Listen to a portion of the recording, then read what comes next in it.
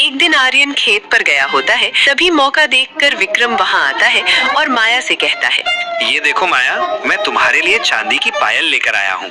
अरे वाह, ये तो सच में बहुत अच्छी है देवर जी, आपका बहुत बहुत धन्यवाद। एक बात बताओ, तुम मेरे लिए इतनी महंगी महंगी चीजें क्यों लाते हो? वो क्या है ना, मैं शहर जाता रहता हूँ, वहाँ मुझे कोई भी चीज दिखती है तो आपकी याद आ जाती है, फिर मैं आपके लिए ले लेता हूँ। सस्ती चीजों का शौक मुझे शुरू से ही नहीं है। क्या हुआ भाभी, आपको पसंद नहीं है क्या? नहीं, ऐसी कोई बात नहीं है, मुझे तो ऐसी चीजें बहुत पसंद है। मेरी बहुत इच्छा होती है कि मैं अच्छे अच्छे गहने पहनूं, अच्छी अच्छी साड़ियाँ पहनूं, लेकिन ये आर्यन मुझे कुछ लाकर ही नहीं देते। जब भी लाते हैं कोई सस्ती सी चीज लेकर आते हैं जो मुझे बिल्कुल भी पसंद नहीं आती। आर्यन तुम्हें दे ही क्या सकता है, वो ठहरा बेचारा गरीब अनाथ, वो तुम्हें हमेशा ऐसी ही चीजें दे सकता है। महंगी चीजें लाना उसकी बस की बात नहीं। मुझे तो लगता है तुमने उससे शादी करके गलती कर दी है। तुम्हारी शादी तो किसी बड़े घर में किसी अच्छे लड़के के साथ होनी चाहिए थी, जो तुम्हें सब कुछ दे सके, तुम्हारी सारी इच्छाएं पूरी कर सके। तुम भी किसके चक्कर में पड़ गई? विक्रम माया को अपनी बातों के जाल में फंसा लेता है और माया भी उसकी बातों में आ जाती है। फिर विक्रम रोज मौका देखकर आर्यन के घर आता है और माया के लिए नई नई चीजें लाता है। माया और विक्रम आर्यन को धोखा देकर चोरी चुपके मिलने लगते हैं। एक दिन विक्रम माया से कहता है, हम कब तक ऐसे चोरी छुपे मिलते रहेंगे? तुम एक काम करो, तुम आर्यन को कुछ बहाना करके यहाँ से कहीं और भेज दो, फिर हमें चिंता करने की कोई जरूरत ही नहीं होगी। ठीक है, मैं ऐसा ही करती हूँ।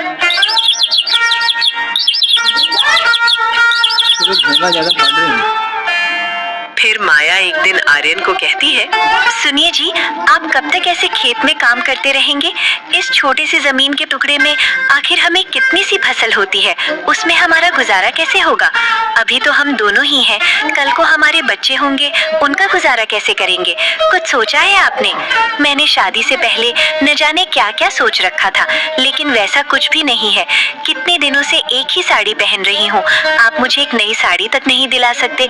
क्या आपको नहीं लगता कि आपको खेती छोड़ देनी चाहिए और कोई व्यापार करना चाहिए? तुम ठीक कहती हो माया, लेकिन मैं करूं तो क्या करूं? आप कुछ दिनों के लिए गांव से बाहर चले जाइए और शहर में जाकर कोई व्यापार कीजिए। जब अच्छी खासी रकम आ जाएगी तब वापस चले आना, फिर हम उससे कोई और नया व्यापार करेंगे। यहाँ गांव में रहकर कुछ नहीं होने वाला। माया, वैसे तो मैं जाना नहीं चाहता, लेकिन तुम कहती हो तो मैं चला जाता हूँ। आर्यन अपने दोस्त विक्रम से मिलकर उसे कहता है, विक्रम, मैं व्यापार करने के लिए शहर जा रहा हूँ, मेरी माया का ख्याल रखना। तू तो जानता है, तेरे अलावा मेरा और कोई दोस्त नहीं। माया को तुम्हारे भरोसे छोड़कर जा रहा हूँ, बस उसे कोई तकलीफ ना होने पाए, उसका ख्याल रखना। तुम्हें जब जब समय मिले इसकी खबर लेते रहना। अरे हाँ दोस्त, ये भी कोई कहने की बात है? तुम बिल्कुल निश्चिंत होकर जाओ, मैं भाभी का बहुत अच्छे से ख्याल रखूंगा। तुम उनकी कोई फिक्र मत करो, जितना जल्दी हो सके उतना जल्दी लौट आना। फिर आर्यन गांव छोड़कर शहर में व्यापार करने चला जाता है। शहर पहुंचते ही आर्यन देखता है कि उसके पैरों की चप्पल फट चुकी है। थोड़ी देर यहाँ वहाँ ढूंढने के बाद उसे एक मोची दिखाई देता है। वो उस मोची के पास जाता है। अरे भाई, मेरी चप्पल फट गई है, क्या तुम इसे सी सकते हो? हाँ हाँ, क्यों नहीं, मेरा तो काम ही यही है। दे दो, मैं ठीक करके देता हूँ। अच्छा भाई, लेकिन कितने पैसे लोगे? अब क्या कहूँ, तुम कुछ दे देना।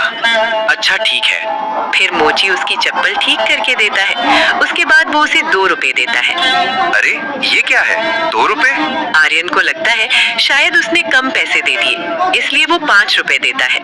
अरे ये क्या, 5 रुपए? अरे भाई, तुमने ही तो कहा था कुछ दे देना, अब तो मैंने दुगना करके दे दिया, फिर भी तुम्हें कम ही लग रहे हैं। आखिर तुम चाहते क्या हो? मैंने तुमसे क्या कहा था कि कुछ दे देना, तो मैं कुछ चाहता हूँ। कुछ का मतलब क्या है? मैं तुम्हें और क्या दे सकता हूँ वो मैं नहीं जानता। मैंने चप्पल सीने के बदले कुछ मांगा था और तुमने हाँ कहा था, अब तुम मुझे कुछ दो। ये सारी बातें सुन आर्यन का सिर चकरा जाता है, उसे कुछ समझ नहीं आता। फिर वहाँ पर एक बूढ़ा आदमी आता है। उसे देख आर्यन उन्हें रोक कर कहता है, सुनिए काका, कृपया मेरी मदद कर दीजिए। मैंने इस मोची से अपनी फटी हुई चप्पल सिलवाई थी, बदले में मैंने जब पैसे पूछे तो इसने मुझे कहा कि कुछ दे देना। मुझे भी लगा अपने मन से कुछ रुपए दे दूंगा। अब जब मैं इसे पैसे दे रहा हूँ तो इसे कम ही लग रहे हैं। ये मुझे पैसों के बदले कुछ मांग रहा है। वो बूढ़े काका सारी बातें समझ जाते हैं और आर्यन से कहते हैं, यहाँ नए आए हो? जी काका, मैं अभी अभी गांव से आया हूँ और यहाँ पहली बार आया हूँ। अच्छा ठीक है, मैं इसे देखता हूँ। सुनो भाई, तुम एक काम करो, तुम्हें कुछ चाहिए ना, तुम मेरे साथ चलो, मैं तुम्हें कुछ देता हूँ। फिर वो बूढ़े काका मोची और आर्यन को अपने घर पर लेकर जाते हैं। उन्हें बाहर ही खड़ा कर घर के अंदर जाकर एक मटके के अंदर थोड़ी दही, कंकड़, मिट्टी, ये सारी चीजें डाल देते हैं और वो मटका लाकर उस मोची को दिखाते हैं। सुनो भाई, एक बात बताओ, इस मटके के अंदर क्या है? इसमें कुछ तो है। अच्छा, लो भाई, तो तुम्हें तुम्हारा कुछ मिल गया ना, अब इसे लेकर जाओ और निकलो यहाँ से। मोची का सिर घूम